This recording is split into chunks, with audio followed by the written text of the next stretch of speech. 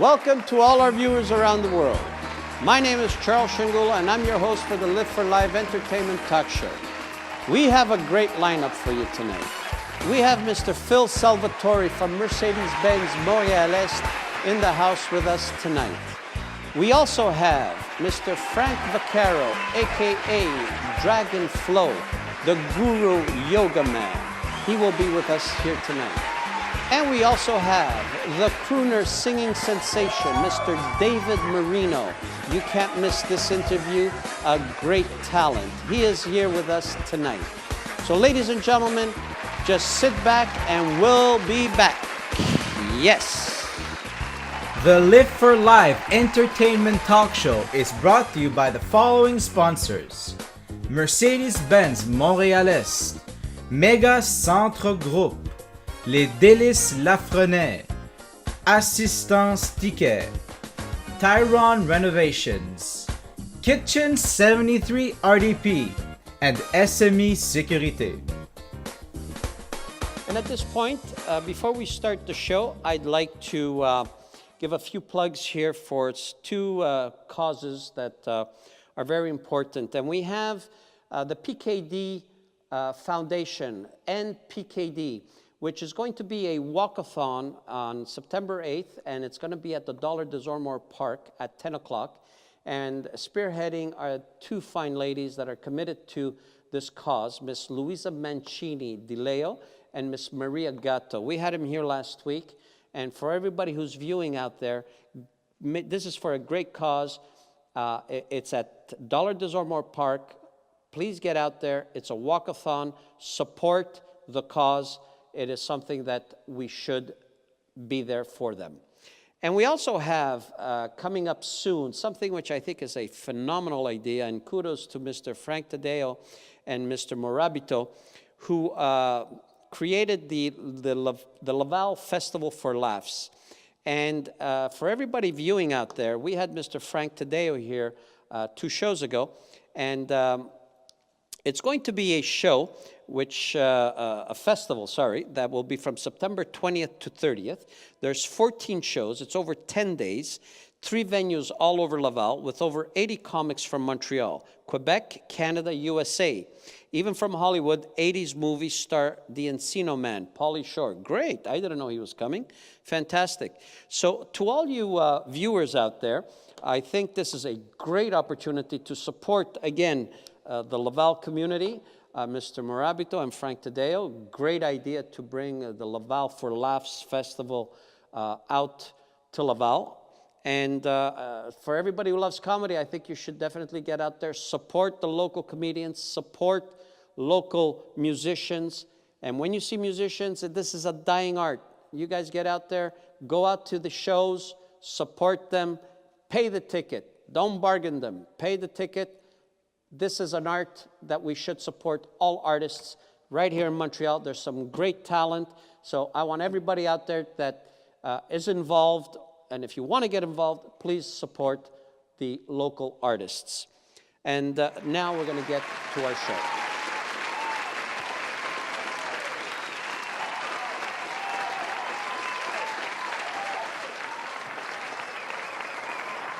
And we're back.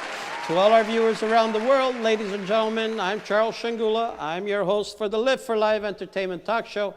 And tonight, we've got a fine man who's going to be our co-host. His name is Mr. Phil Salvatore, and most people who have watched this show before know him as Phil Salvatore, the Mercedes-Benz man. He's the man that you want to see at Mercedes-Benz Montréal Est out in the East End. And tonight, Phil will be our co-host. So, ladies and gentlemen, I'd like to introduce Mr. Phil Salvatore from Mercedes-Benz Montréal Est as my co-host for tonight. Phil, welcome. Welcome. Thank you very much for having me. Have a seat. Make yourself comfortable, my friend. And this is the man. So if anybody wants to buy a car, he's the guy you want to see. Phil, I just want to thank you for being our co-host and once more our sponsor of the week. And as you know, we're going to have Phil on once a month. And if you want to get to know Phil a little bit better, just log in, tune in, get in touch with him on his Facebook page, Mercedes-Benz Montréal Est. invite him to a party or go see him at Mercedes-Benz, either or. So Phil, thank you for being here tonight. Thank you for having me. It's a pleasure. Phil, we've got a good friend in the house tonight, and you always mentioned to me that you always wanted to do some yoga. Now, I don't know if you were kidding, but if you were kidding, this wasn't intended, this was not planned. He's mentioned it to me. I told Phil, with my weight right now, I don't think I could bend over a toothpick, so we're okay with that one. But all I could tell you is, tonight, if you have any questions about yoga, we got the right man in the house. You know, he's a good friend, and I don't know of many male yoga instructors, but we have one of the more popular ones out here in the East End, and he's very well renowned, has a great reputation, a fine gentleman. And tonight we have the honor of having him here with us, and we're going to ask him all the yoga questions in the world. Ladies and gentlemen, he is known as Mr. DragonFlow, Frank Vaccaro. Hey, Frank, how are you? Nice to meet you. Frank, thank you for coming. It's a pleasure having you with us. Have a seat. There we go. You just exchanged mics. Now you know who Phil Salvatore is. Here we go. Frank, in a few words, just tell us something about yourself. You've been working in yoga now for the past couple of, 7, 8 years, I understand? It's since 2011 that I've been working. Now, you do know that you are, I think, the only male yoga instructor that I know of, and I'm sure I don't know of many male yoga instructors. Why are most of the instructors all females and not male? Is it because it's more of a feminine thing? Is it what? I don't know the exact story, but actually in India, yoga was practiced only by men. And a lot of these guys were these really lanky, effeminate type, almost like swimmers, like really, really thin, tall dudes. If you look them up, like their names were BKS Iyengar. Like throughout the later years, BKS Iyengar was like a lot bigger, but I mean, he was in his 70s, his 80s, if you look at those pictures. But when he was really young, he was really lanky.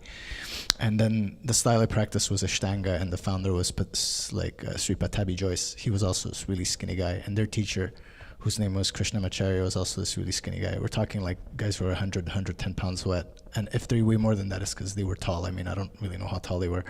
And then what happened and this is not an exact story, but there's this one princess that insisted that she actually had to do yoga. She had to practice yoga. And so what happened was she ended up getting her way. And in the West, yoga became a very feminine thing. But actually in India, yoga was started and practiced by men. And in fact, before yoga, the physical side of yoga has a lot in common with this martial art called Karalapayattu. And Karalapayattu is one of the older martial arts. And there was a monk that walked all the way across India into China, and they say that he's the monk that showed the Shaolin monks Kung Fu. And if you look at a lot of the Kung Fu poses, like the real Kung Fu from China, there's all the yoga poses, all the breathing exercises, all that stuff. And then here's the thing, yeah, from a muscular, cerebral vantage point, if I give a woman a hockey stick, or I give her drumsticks, and I give a guy a sewing needle or a yoga mat, it's just prejudice that makes it a female or a male thing, you know? It's just at the end of the day, your body responds to what you practice. So if you practice what's considered a female thing, you're gonna get amazing at what's considered a female thing, because intellectually your mind has no prejudice towards it. It's socially that we have this prejudice that guys do this, girls do that. That's very interesting. So what you're saying, it originated in India. Is it safe to say that yoga originated yes. in India? Okay. In India, or I would say India, but if not India, like Nepal, Tibet, those areas for sure. Phil, you have some? I was always curious about yoga because in my young age, I was at 15 years old, I was a gymnast, so I was very flexible. Then later on in my life, early 20s, I started doing martial arts, but then I got out of it because, you know, the young people today, they go crazy on you. Yeah. And right now I'm going to be 60 this year, so I don't want to get hurt. So, but I was thinking of going to yoga, and some people were mentioning also hot yoga or regular yoga. So tell me a little bit about this. If you can just hold on to that thought, We're going to take a commercial break. This is very interesting. I love this type of conversation, something that I've always wanted to discuss. But we're going to go to a commercial break, and we'll be back after this. So don't touch the dial. We'll be back.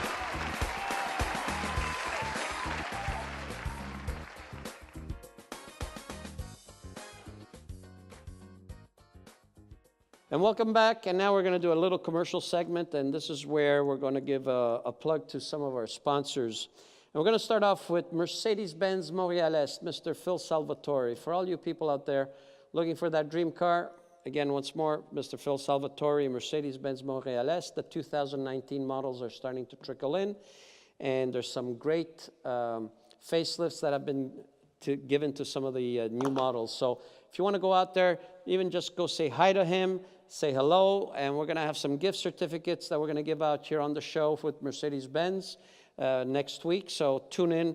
And if you want to go see Mr. Phil Salvatore, you can inbox him on Facebook or the Mercedes-Benz Montréal Est website. Mega Centre, Miss Angela Gentili, for all your masonry work, gardening, pool work. We have Mega Centre, Miss Angela Gentili. It's a family-run business for the past 50 years. True professional. She's a fine lady. Ladies and gentlemen, she's the one that you want to see. And then we have Mr. Angelo Waragna from Tyron Construction. He is a great developer. They build buildings, renovations. So if you're looking to wanting to renovate your building, your house, Mr. Angelo Waragna, you want somebody responsible, reliable, that has all the true professional ethics, he's the man you want to talk to. So this is our first commercial break, and we'll be back for more.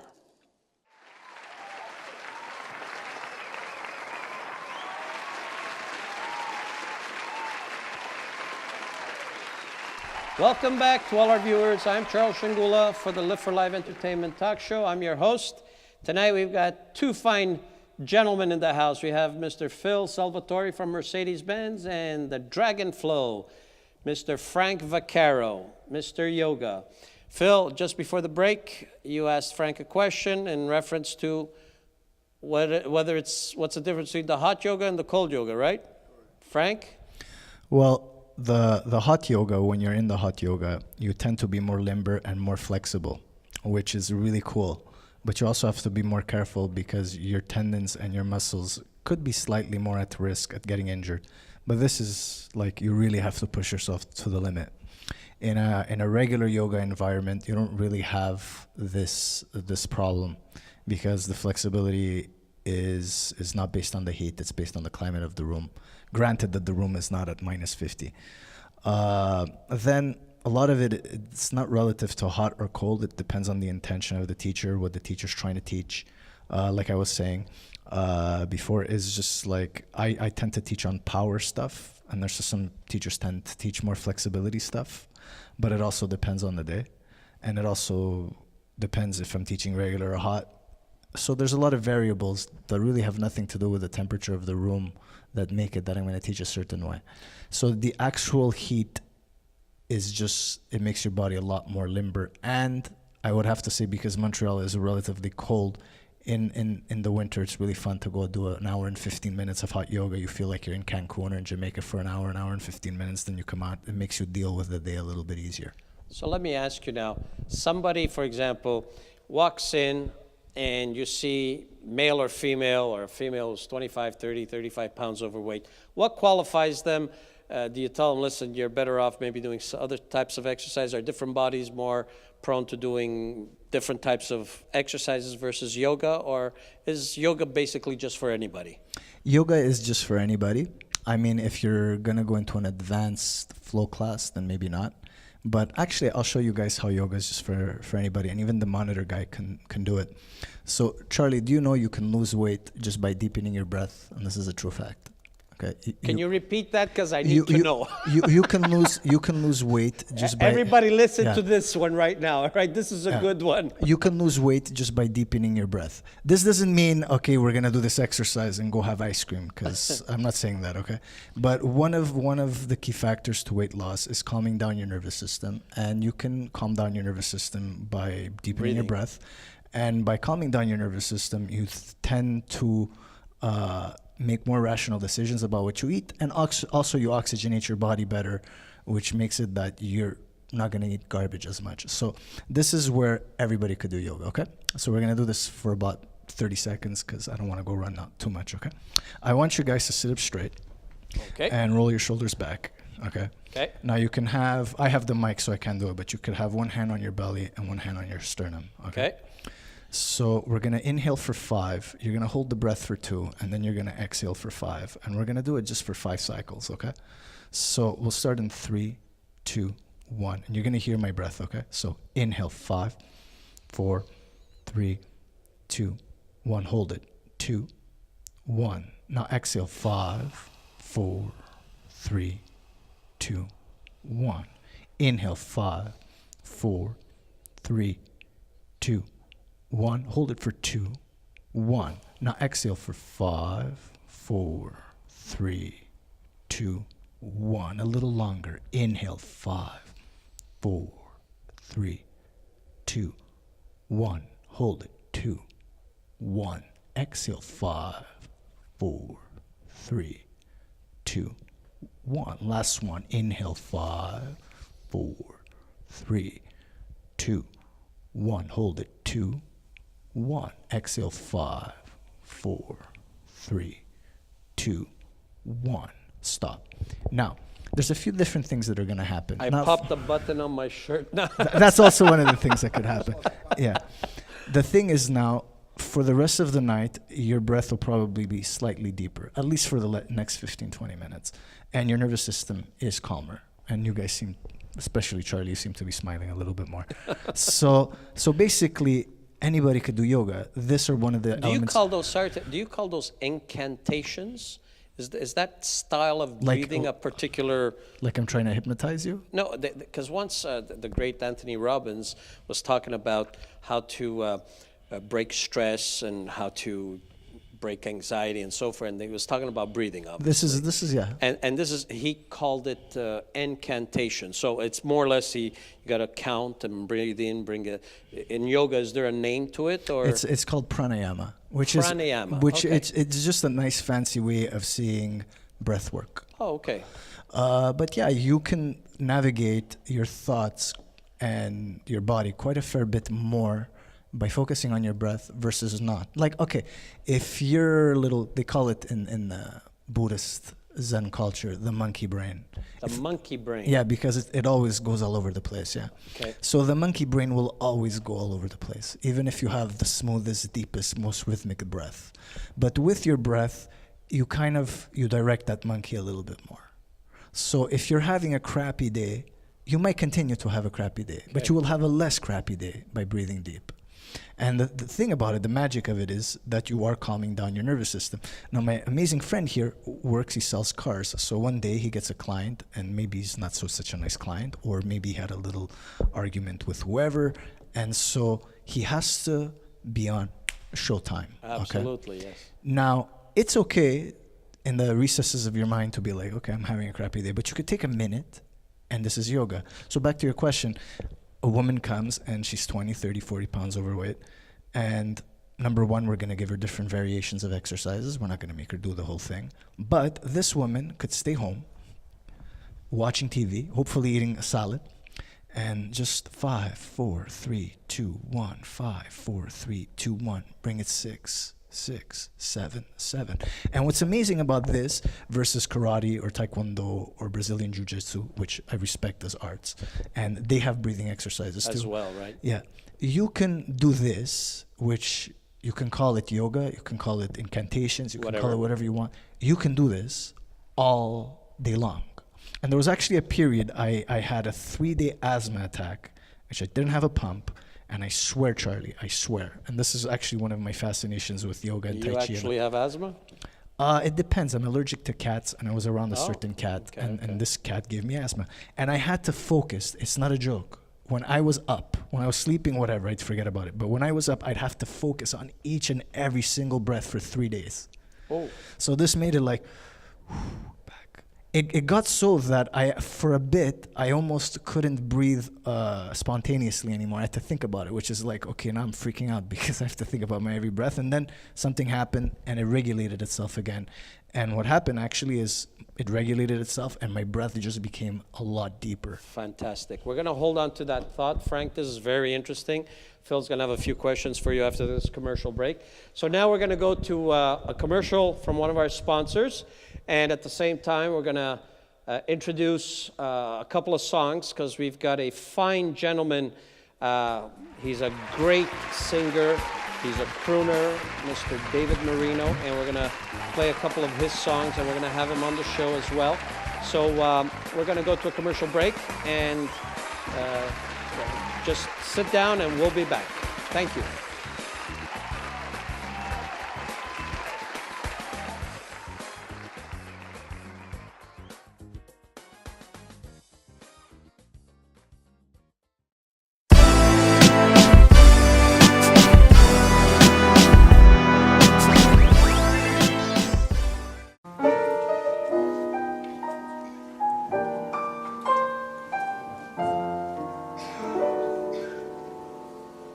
Smile, though your heart is aching. Smile, even though it's breaking. When there are clouds in the sky, you'll get by. If you smile through your fears and sorrow, smile and maybe tomorrow you'll see the sun come shining through for you. Light up your face with gladness, hide every trace of sadness, although it's here, maybe ever so near. That's the time you must keep on trying. Smile, what's the use of crying? You'll find that life is still worthwhile if you just smile. Inside it.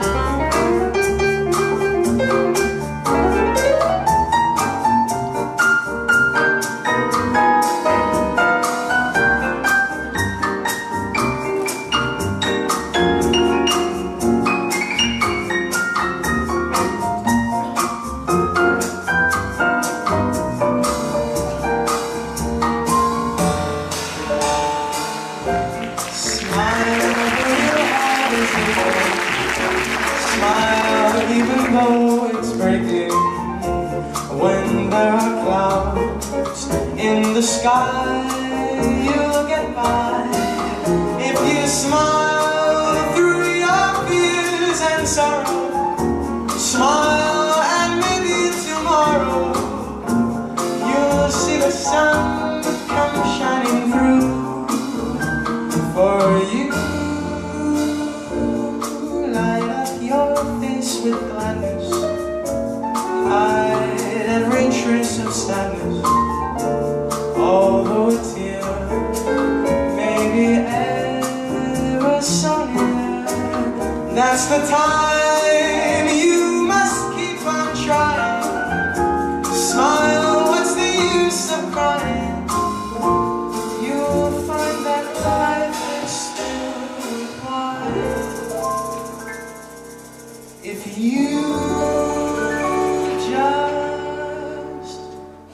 Just smile.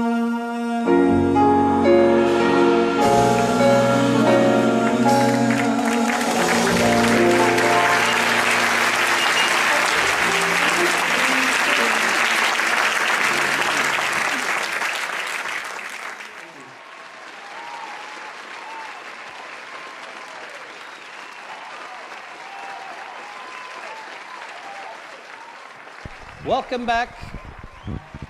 We're with Mr. Frank Vaccaro and Phil Salvatore, and this is the third part of our interview over here after this commercial break. And I just want to give you a heads up that coming up, another guest, Mr. David Marino. If you want to hear a phenomenal talent, a young crooner, I dearly love that style of music.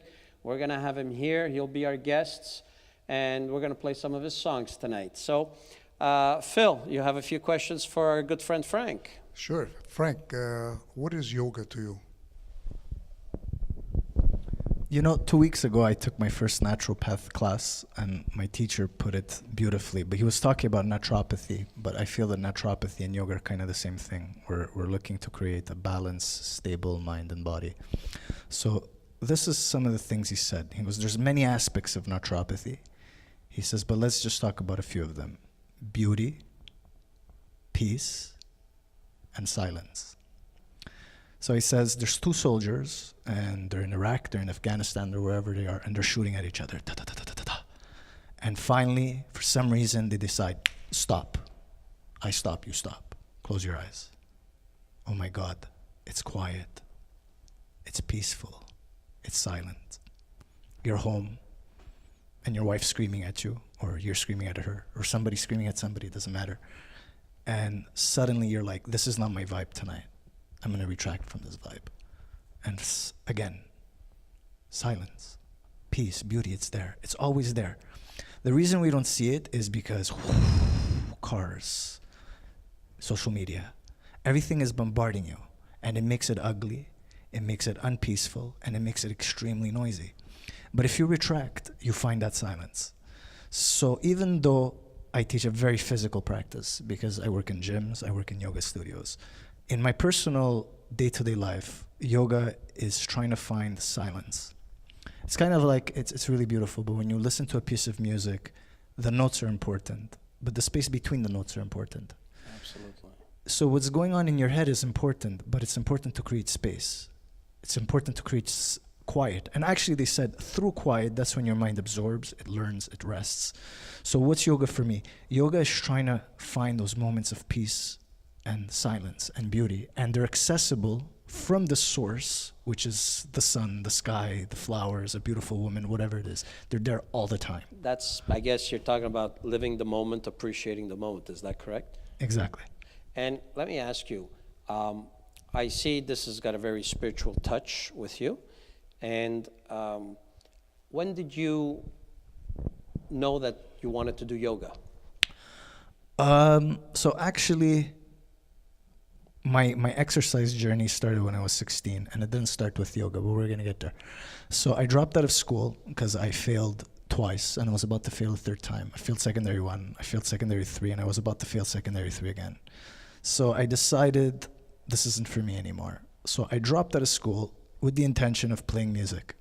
And for some reason, a week or two in, I was bored. It was just like, I always loved music, but I just didn't feel like it was my calling.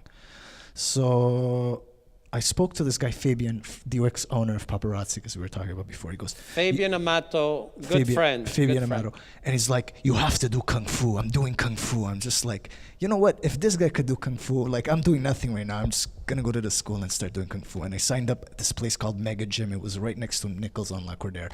And I bought a bunch of books. And Charlie, I swear to God, at 16 years old, I couldn't read. It would take me like 8 to 10 minutes to read one page. And I bought like books on Tai Chi, I bought books on sexuality, I bought books on philosophy, I bought all kinds of books.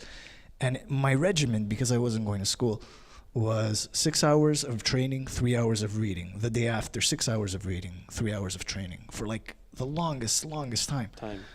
And then finally, like I got I went back to school. I got my diploma. I even like attempted a couple of semesters of college and all that stuff. And again, this wasn't for me. So back to the training. I started doing Aikido. Did a little bit of Thai boxing by myself. And in all of this, there was always this teacher that kept popping up. Like near my Kung Fu school when I was like about 16, 17, there was this guy, Mark Darby, that just popped up one of the first yoga schools. But it wasn't time for me then. And then, like I told you earlier, there was this restaurant I would walk by, and I didn't have time to go. And here's this guy, Mark Darby, again, and I didn't have time to go. And then finally, the time was right. I was 28 years old. I was working as a waiter. Couldn't stand my job. My boss fired me. Luckily for me, he fired me. Thank you. And it was like 3 months, unlimited, $149. The teacher there was Kate. She goes, "You've never tried it before. You don't want to take a trial class?" I'm like, "No, I feel like I'm in the right place." I spoke to this guy, Mark Darby, who's from Australia. His wife and him ran the place. The son also taught there. And I embarked on 15 months of 3 to 4 hours of yoga every single day. And that year, I earned nothing. I earned $4,000. I wish I had my T-Force from that year. I earned nothing. But right before I got my teacher training certificate, diploma, or whatever you want to call it, I was working in yoga full-time. I was Fantastic. full-time. So that's kind of how it happened. I just took a risk. I took a chance on something I thought could have worked. And the timing was just perfect. And back to like being a male Could you instructor. afford a Mercedes-Benz now? Phil will work out a plan for you. He'll work out a plan. You'll probably include a couple of free yoga lessons, but I'm sure Phil could help you out. Believe it or not, You're not a Mercedes guy? I'm not a car guy, but Okay. I could afford a Mercedes. Well, Benz I'm if I very wanted. happy to hear that. Phil, he's a qualified customer. Phil, do you have any questions that you want to ask Frank before we go to our next segment? Sure. When is the best time to train in yoga? Is it mornings, afternoons, nights, or is it any time, preferably for, depending on the system that we have? So because we're in a Western culture, I say train anytime you can, but I approach training from a hunting vantage point. So if you're in your natural environment, which is a forest or a jungle, or even if you're like an Inuit and you're gonna go out and you're gonna forage for food, you don't have this and your food's done and now you're ready to go to work. If you notice, most of the time you eat in the morning and you're tired. You're not supposed to eat and be tired. You just finished sleeping 10 hours. So actually the best time to train is in the morning on an almost empty stomach minus liquids, right? Because you're simulating a hunt, right? So now you did a 20, 30, 45 minute exercise, yoga, karate, tai chi, whatever you did. You ran, you did bicycle, whatever. And now your body's like, okay, hunt, stop. Eat food, right? So it's not the other way. It's not like you wake up, oh my God, the rabbit's right there for you to eat. Shh. It's like, no, it doesn't. Your body doesn't understand that. That's why most people are overweight, because they feed themselves before they work. And I'm sure you've heard it because you're a salesman, right?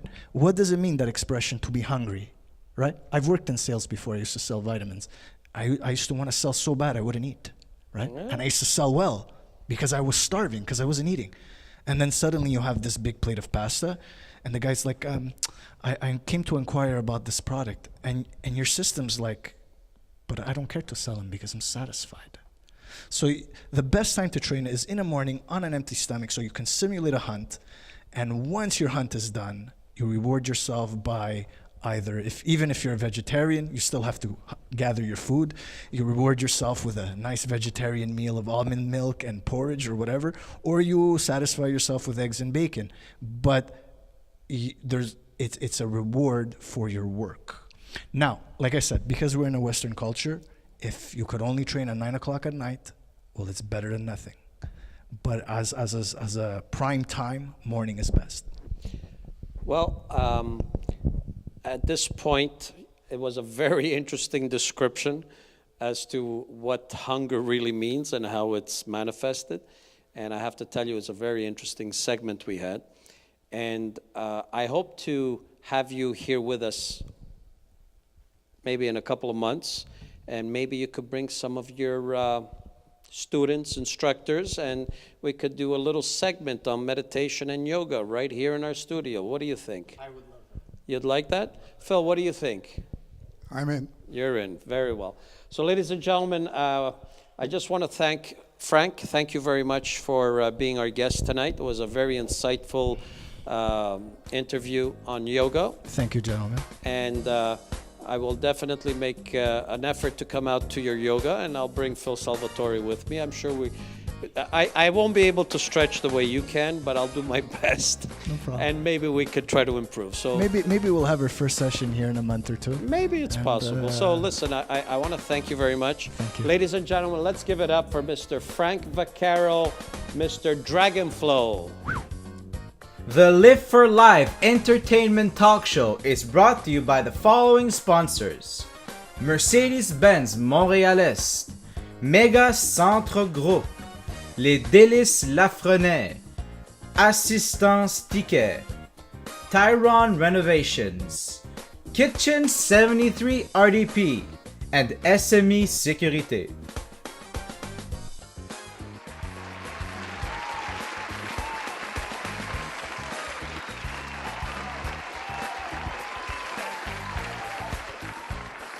Welcome back.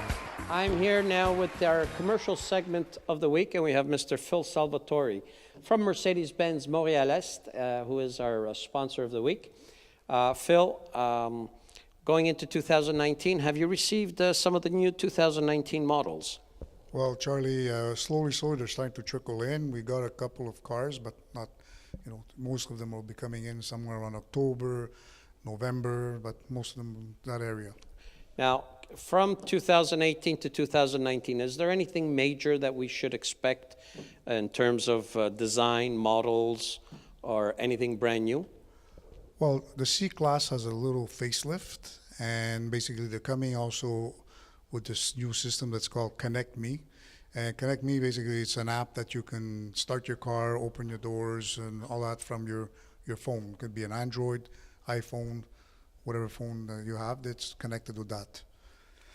Okay, and as far as, let's say, the diesel versus gas versus hybrid, what's going on with, I understand diesel is phasing out, or Mercedes-Benz is phasing out more and more diesel? Yes, correct. Now, what's the take on that? But I notice you're selling a lot of Mercedes Sprinters, which are diesel, of course. Are they going to keep on making Mercedes Sprinters in diesel, or are you going to be migrating to the hybrid versions? Right now, we don't have any news on those. I know the cars were going from gas to hybrid, and 2020, we're starting to get our first EQ model, which is coming in full electric. That's the big talk of the Mercedes cars right now. And when you say the EQ, these are electric, hybrid, or just electric? It's just electric. It's full electric. Full electric. And now, with the ones that own the Mercedes Sprinters right now, for example, all diesel, is the technology just being phased out completely, or they're not going to make any more, or are they going to they're going to replace it with Sprinters, electric or hybrid, I assume?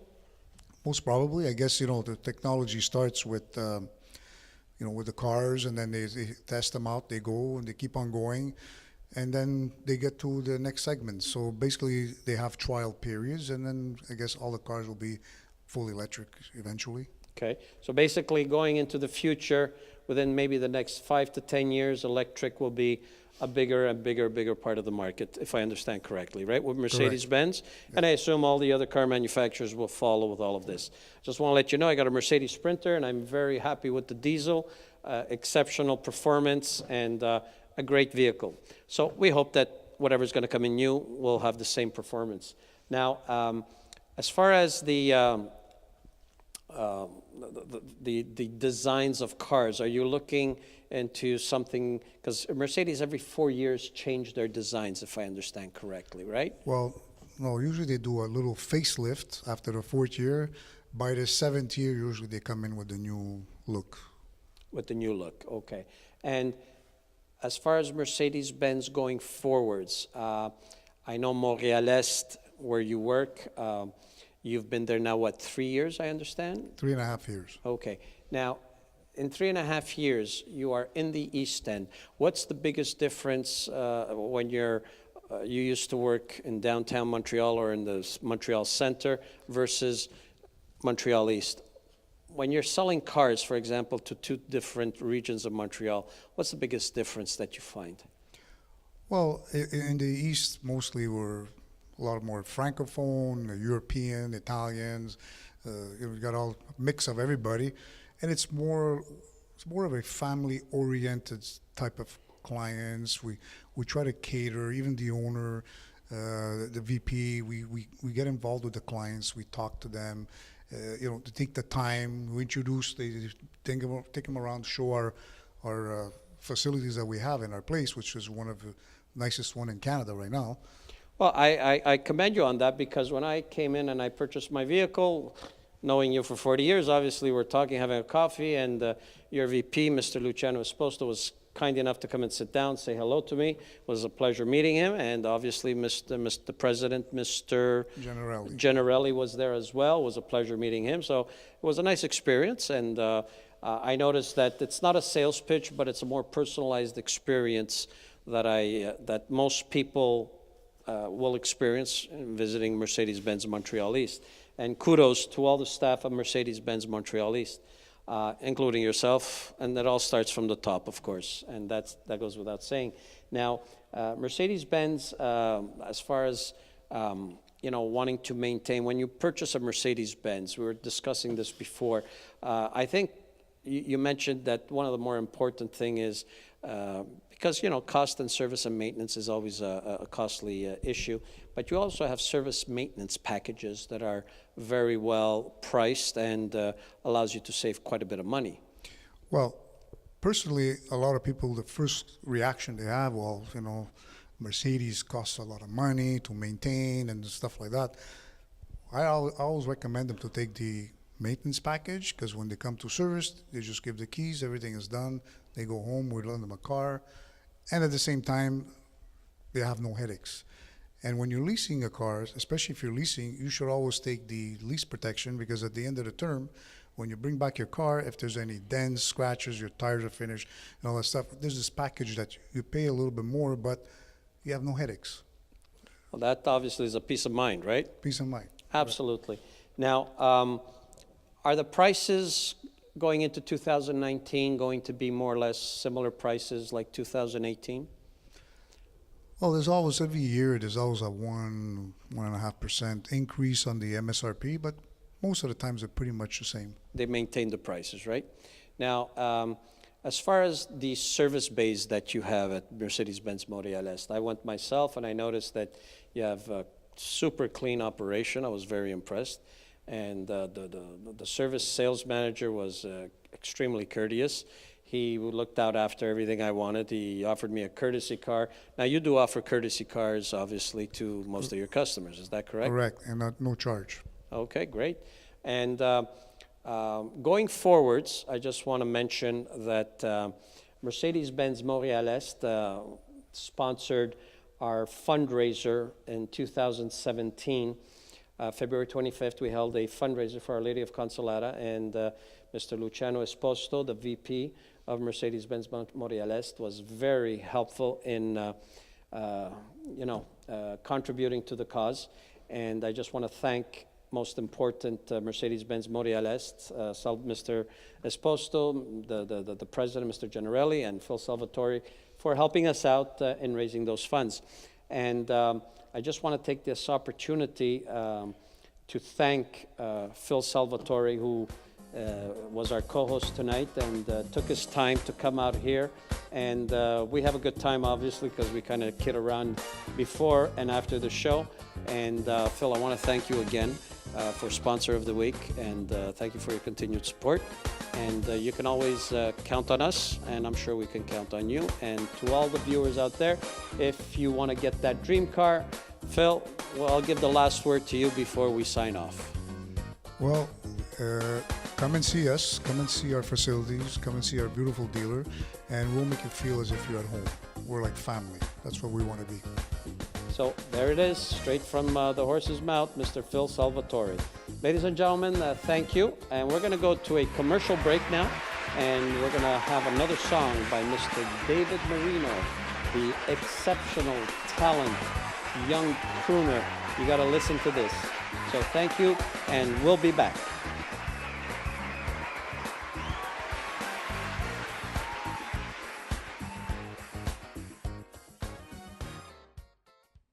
From this moment on, you for me, dear, only 240, dear, from this moment on.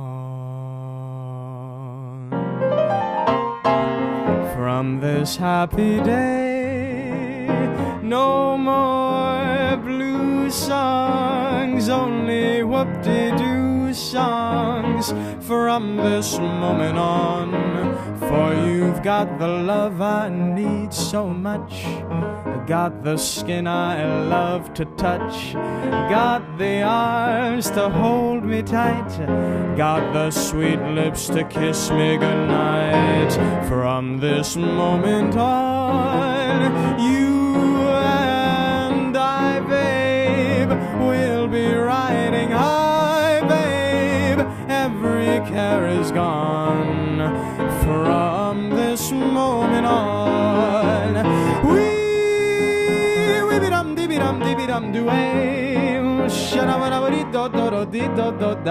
only 240, dear, from this moment on.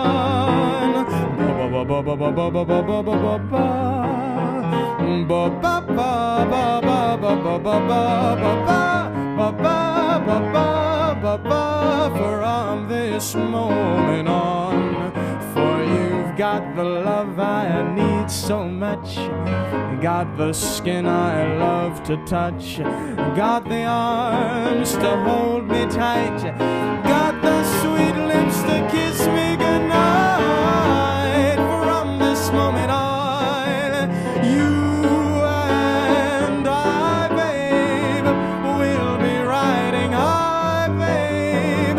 Every care is gone.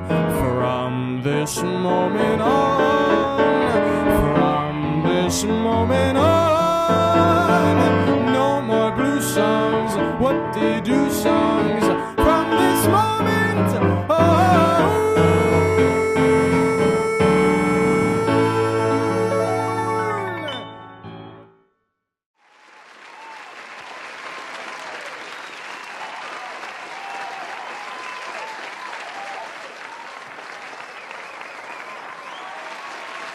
Welcome back, ladies and gentlemen. I'm Charles Sciangula. I'm your host for the Live4Live Entertainment Talk Show.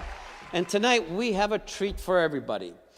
Ladies and gentlemen, if you like the Frank Sinatra, the Dean Martin era, tonight we have a crooner singing sensation from Montreal. He is 19 years old, and you got to listen to him tonight. We have him here with us, and we are honored for his presence at 19 years old. And I'd like to introduce everybody to Mr. David Marino, the crooner singing sensation. Welcome, David. Make yourself comfortable. David, thank you for coming here with us. Thank you so much for having me. After a couple of weeks, we know that you've been going back and forth from Toronto doing recording sessions and so forth. You're a busy boy, I see. Very busy, yeah, but it's all in good fun, so. There we go. Yeah. What now, at 19 years old, I've listened to some of your songs. You've got my vote. La Voix, you have my vote. Now, what got you into this style of singing? Well, basically, it started at the very old age of 6. My dad played a Frank Sinatra CD. It was "They Can't Take That Away From Me" was the song. And ever since then, you know, I just fell in love with the style of music, and I've lived on this style of music for a very long time. So that's really how I got into it, my family. David, when does a kid 6 years old, when does he know that he has a special talent, and how does he address it? How does he manage it at that age, if he does manage? I think it starts with just developing a passion for it, singing in the house, singing karaoke at home with your parents and grandparents and stuff like that. And then eventually you realize that, hey, maybe I could do this for a living. And then you just take singing lessons and you continue. You just keep going for your dreams. And yeah, that's it. And now, you go to school, obviously, right? You Yes. are now in a CEGEP. I'm in university. University, so, yeah, university. I've never been to university, so that's why I That's stopped fine. at CEGEP. What are your aspirations? Are you wanting to continue your studies? Obviously, that's very important for your career. Yeah, I think you could always use what you learn in university and, apply that to your career as well, which is what I plan on doing. Of course, my plan is to have a singing career. That's the number one goal. And university, right now, I'm just taking it as a learning experience, really, and it's just important to be educated, I think, so. Well, I've listened to some of your songs, and you've got pretty good range. Now, the one I really like is when you're doing a little bit of the Frank Sinatra oldies. I love Thanks. that crooner style, of course. But I notice you could sing Caruso. You've done an Elvis song, "Too Late Now," and. Is there one style, obviously, that you're more comfortable with the other, or one range that you're more comfortable with the other? I think growing up in an Italian family, you're always exposed to these wonderful Italian classics. So I really learned how to sing those songs as well, and I really love both of them equally. I wouldn't say there's one that I love more, but I'm a crooner, so I'm always going to stick to the standards and the great songs. Fantastic. I went on YouTube and I noticed that you did a song with a lady called Geneviève. Yes, Geneviève Leclerc. Yes, she was on La Voix. She was a spectacular voice, I have to tell you. Unbelievable. You made a great duo there, and I Thank you. really liked the song, the music, the harmony, everything was great. Thank you so much. Yeah. And where did you actually sing as a duo on La Voix? It wasn't on La Voix. We just she contacted me. I guess she saw me on La Voix, and I saw her on La Voix, and we were fans of each other. So she contacted me. She wanted to do a recording session, and of course I said yes, and it was a blast. It was fun. Fantastic. Yeah. Now we're going to have you here for a couple of sets, David. So what we're going to do is we're going to go to a commercial break, and we're going to play a song that he recorded. It's called "Too Late Now." You have to listen to this. For all you people out there who don't know David Marino, after this interview and after this song, you're going to appreciate exactly this beautiful young talent that we have here in Montreal. So we'll be back for a commercial break and the next song.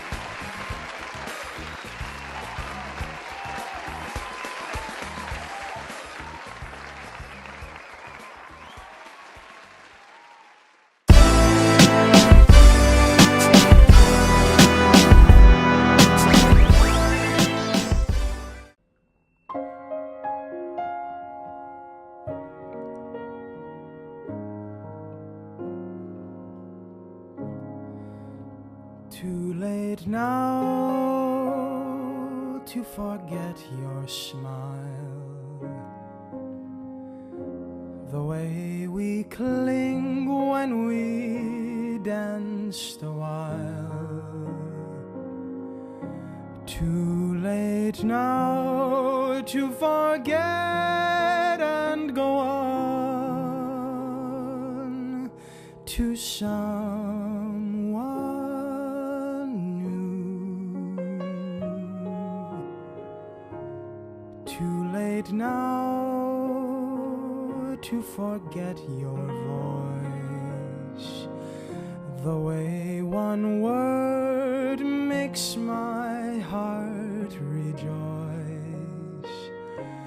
Too late now to imagine myself away from you. All the things together. I relive when we're apart, all the tender fun together stays on in my heart. How could I ever close the door and be the same as I was before? Darling, no, no, I can't anymore. It's too late now.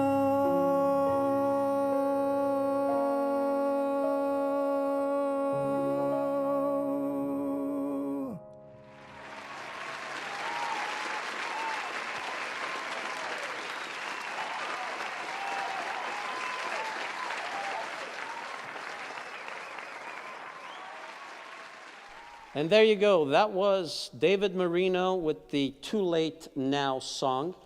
And I'm sure if you've listened to the song, you can appreciate exactly the type of talent we have here. David, going to university and so forth, you're a star, you're very talented, and obviously, you know, women are drawn to singers, whether we like it or not. You know, like Eddie Murphy once said, he goes, you can be the ugliest guy in the world, but if you can sing, you get the women. So you're good looking, you're a good singer. How do you cope with all of this attention, especially with the females? I love attention. Okay. So, but yeah, you know, it's just really, it's an honor to have people listen to you and admire you, and I think hopefully it gets better. I just want to be a good role model for people, and that's the goal. Fantastic, fantastic. Now, your musical background, did you study music, or is it just off the hip and you just started singing? What's your musical background? I took, I take private lessons, a lot of private lessons. So from a very young age, I started singing lessons, and then I took piano lessons too. I play a bit of piano. And yeah, I've just always been into music, and it continues. Great. Yeah. Now, you mentioned that you have a particular gentleman who's your musical director. Yes. Mr. John Gilbert. John Gilbert, yeah. Very special man, I understand. He is. It's been a really long time. I've been working with him for a really long time, and he's been there to guide me every step of the way. He's taught me so many valuable lessons about the music industry and about music in general, and I'm grateful to have him, and I'm going to continue working with him for a long time. So kudos to John, if you're listening, kudos to you. You've got... hey, John. You're betting on the right horse over here, so congratulations. Thank you. Now, when you go choose a venue, who puts up all the musicians? Who directs all of this for you? That's my musical director. So he does all the behind-the-scenes work, a lot of it, along with me. But he's responsible for a large part of it. So he gets the musicians, and again, I wouldn't be able to do any of it without him. So thanks, John. There you go, John. He's thanking you. I also saw that you did a venue at the Salle Jésus. Yeah, a beautiful theater. With a big band. That was a very nice concert you did there. What exactly was that? That was a fundraiser for the mental health department at the Jewish General Hospital, which is a very important cause, I think, and we've managed to raise a lot of money, over $30,000 for the cause, just with the concert. So again, grateful for them and for the opportunity to use my passion for a good cause. When you're playing with 5-6 musicians, and now you're playing, I believe there were over 25, 30 musicians on stage. Yeah. How do you prepare yourself? What's the difference when you're got 5 guys, or you're playing with CDs, or then you've got 30 talented, God-gifted musicians? It's there's a lot more noise. Okay. And but it's a great noise, and I love it. I mean, that's what a crooner wants to do, right? Sing with a big band. So it's honestly, it's amazing. You don't get to sing with a big band often, and either way, I'm happy just singing on stage. But when it's with a big band, I'm starstruck. It's awesome. You're in Yeah, heaven. I'm in heaven. Yeah. So you're 19, and now this is the question I was thinking about asking you before, but I'll ask you now. With the music that's out there now, you know, you're a youngster now. I listen to the other music, and, you know, I can appreciate it. However, as far as I'm concerned, artistically speaking, it's not the same type of energy. Now, you're 19 years old. Is there any other alternative music that you listen to that you like to go jump around in? Or? It's completely different, and I think there's, you know, great music across all generations, and I love all sorts of music. I love listening to more older pop too, like Billy Joel, Elton John. Nice. My dad listens to that a lot, so I guess that's where I got that. I saw them in concert, actually. It was awesome. And even some modern singers, you know, there's many great singers, and there always will be, so yeah. How about Jennifer Lopez? She's very good. She's a great dancer. And singer. And Yeah. she's a great singer too. Yeah, exactly. Okay. Now that you've gone, for example, from high school, university, you're singing, and you're going to have to start traveling eventually. That's great. I love traveling. Okay, so you've been to Toronto, I understand. You've done a few concerts in Toronto. I did a few things in Toronto, yes, and in Quebec. Yeah. Now, do you have anything in sight going, maybe other than recording? Do you have any recording aspirations coming soon now? I hope to record an album soon, so we'll see how that goes. But it's still in the works, so I'm not sure. Yeah, just hopefully more opportunities come and I get to travel more, and that's the goal. Yeah. Great. Well, what we're going to do now is we're going to go to a break, and we're going to come back with the third set with David. And I want you to listen to the next song. He performed on La Voix. And we're going to talk about it on the next segment. And he played the song Stuck on You. Now look at the reaction of the judges. It speaks for itself. So now we're going to take you to the song that he played on La Voix, which is called Stuck on You. And we'll be back.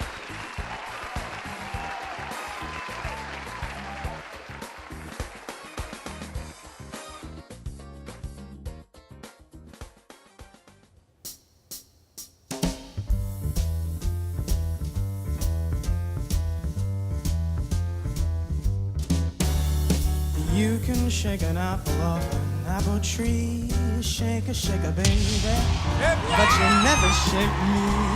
No, no siree, oh no. I'm gonna stick like glue. Stick because I'm stuck on you.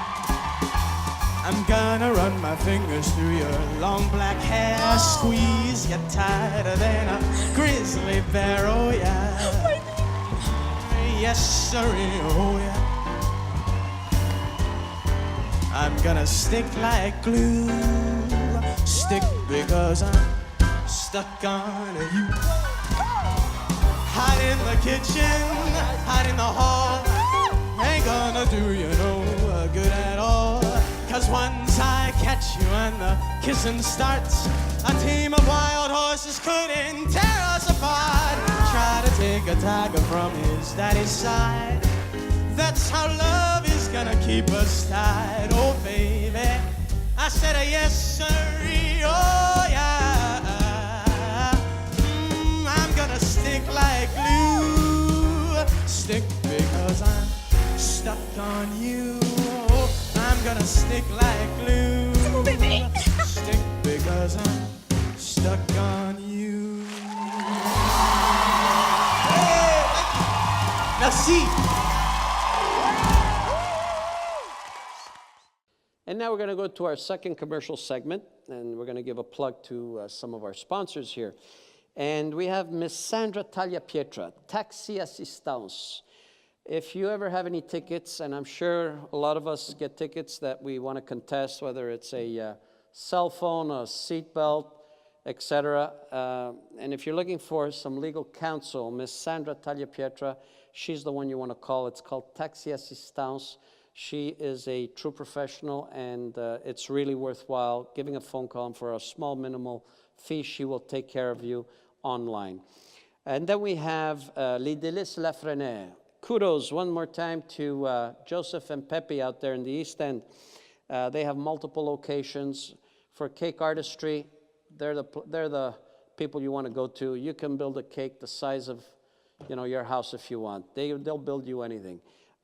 They have the facilities, true professionals, and with multiple locations. So if you guys want to go online, you can get all their information, or you can just go to www.lesdeliceslafreniere.com, and all the information is there. And then we have coming on board this fall with us, Kitchen 73 RDP. We have Mr. Ross Magri. This is a fine gentleman. He's known in the real estate business as well, and he got into the restaurant business. And obviously, all of that is spilling over to his restaurant because he's known everywhere. Everybody loves him. If you've met him for the first time, it's as if you've known him for 100 years. He's very hospitable.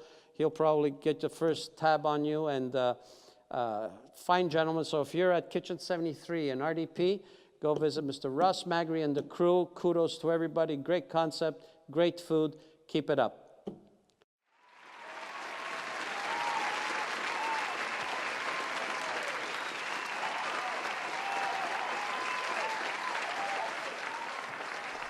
And we're back, and as you just heard, Stuck on You.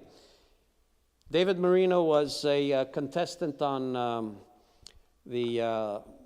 l'émission, the program La Voix, which is a big show here in Quebec. It's the equivalent of American Idol here in Quebec. And David, congratulations, obviously, on a great song. As you saw, the judges were on the button immediately. You really caught their attention, and I'm sure it's not the first time you've done that. How was your experience on La Voix, David? Wonderful, wonderful. You meet so many great people in the industry, and you learn what it means to be really in the industry, in the music industry. So I'm grateful for all the things I learned and all the people I met, and it was a wonderful experience. Yeah. Now, David, how did you prepare? How did you go about getting onto La Voix, first of all? How does it work? You got to fill out an application, you got to send them your CD? Well, basically, there's if I send them my CD, if I want to sing, obviously I'm not going to qualify, right? Well, I mean, You're try, go ahead, go for it. You're being polite, that's okay.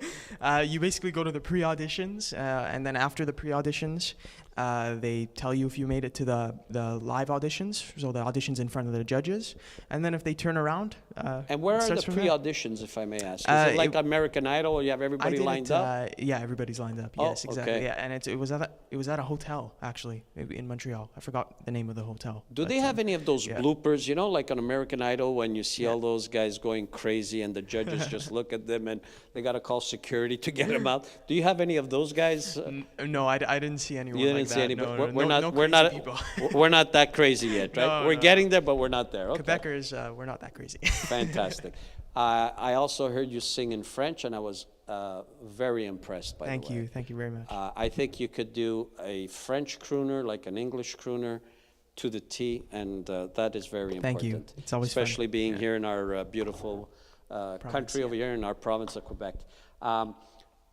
At La Voix, you came in what position? I was in third. I finished in third place. Yeah. Now, the judges, from the reaction, did you get to know these judges a little bit better? Did you create some sort of a Yes, I got to know my coach a little better. My coach was Pierre Lapointe. Pierre Lapointe, right. The other ones, I met them. I spoke to them a bit, very friendly, very nice, but we didn't develop, as much of a relationship because I spent more time with my coach, and he's a great guy. I mean, we're Facebook friends. So, yeah. Est-ce que on va faire le dernier minute en français? Oui. Si tu aurais une chanson que tu voudrais chanter en français à tous nos amis québécois, est-ce qu'il y a une chanson en particulier que toi tu dirais, bon, je veux faire ou un set que tu préfères, disons, chanter en français? Il y a beaucoup de chansons en français que j'adore. J'aime beaucoup, en particulier, Jacques Brel, un artiste que j'aime beaucoup. Il chante et il écrit des chansons incroyables. Et une des chansons que j'aime beaucoup, c'est Ne me quitte pas. Est-ce que ça, c'est la chanson que tu as chantée avec Geneviève? Non, je ne l'ai pas chantée. C'était À quoi ça sert l'amour. À quoi ça sert l'amour? Ouais, C'est une bien chanson ça. d'Edith C'est qui Piaf. qui a écrit ça? Parce que je trouve que c'est une chanson très bien écrite. Je ne sais pas qui l'a écrit, mais je sais le chanteur, c'était Edith Piaf. Donc, Edith c'est Piaf. ça. Ah, Ouais. fantastique. Ouais.